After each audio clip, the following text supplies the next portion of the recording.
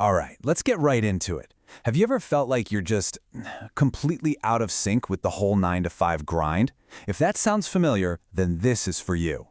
We're going to dig into the science of what it means to be a night owl. And I think you'll be surprised to find that your late-night energy isn't a flaw. It's actually a feature. Now, this really hits the nail on the head, doesn't it? It's all about that clash, between what society tells you should be doing and how your brain is actually wired to work. It's a pretty powerful thought, right?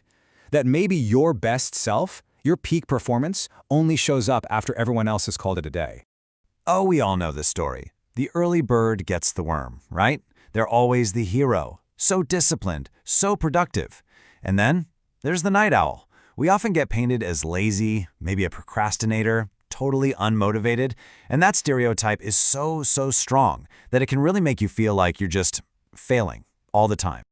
But here's the question that really flips the script. What if it's not a character flaw at all? What if the struggle has nothing to do with your willpower and everything to do with, your biology? See, that one question changes the whole conversation. It moves us away from judgment and towards, actual understanding. So, it turns out there's a name for that late-night buzz you get. It's called cognitive hyperarousal. And no, it's not just you being restless or unable to shut down. It's an actual biological state where your mind becomes super alert. Your brain's internal clock, your chronotype, is just programmed differently. It's set to peak later in the day, basically firing up for its most important work while most people are asleep. And this is what it feels like, right? It's not just about dragging yourself out of bed in the morning. It's about feeling totally, vibrantly alive late at night. You know that feeling? That incredible clarity when ideas just start to flow, the house is dark, the world is quiet? Yeah, that's not just you. That's your biology doing its thing. And here's the thing. This isn't just some quirky personality trait. This unique wiring, it actually comes with some distinct advantages. You could even call them superpowers. These are strengths that are perfectly tailored for those quiet, late-night hours. So let's take a look at what they are. Okay, so it really comes down to two main things. First, that high-level mental alertness we talked about, and second, a real comfort with being alone, with solitude. Let's dig into both of those. All right, first up, mental alertness. For you, this late-night window is prime time for what experts call deep work. Think about it. There are no emails pinging, no phone calls, none of the usual daily interruptions. Your mind is finally free to just focus.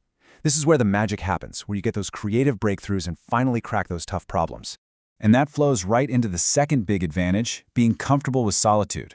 For a night owl, the quiet of the night isn't lonely or empty, it's just full of potential. It becomes this incredible space for real self-reflection. You can plan, you can dream, you can process your thoughts without any of the noise from the outside world. It's a seriously powerful tool for personal growth.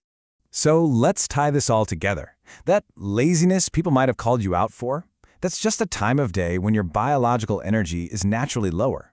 And that so-called unproductiveness, it's simply a mismatch with a world that's, let's be honest, built for early birds. The bottom line is, your late-night brain isn't broken. It's brilliant. It's firing on all cylinders, just on its own unique schedule. Okay, so what do you do with this information? How can you actually use it? Well, it's pretty simple, really. Step one is to just understand and accept that this is how you're wired. Stop fighting it. Step two, you've got to reframe the story you tell yourself. You're not bad at mornings, you're amazing at nights. And finally, step three is to embrace it. Start structuring your life as much as you can to use those peak hours for the stuff that really matters. And I guess that's the big question I want to leave you with. Just think about it for a second. What could you achieve? Imagine the energy, the creativity you could unleash if you stopped fighting your own nature and started building your life around your timeline, not someone else's. What could you really do with all that midnight brilliance?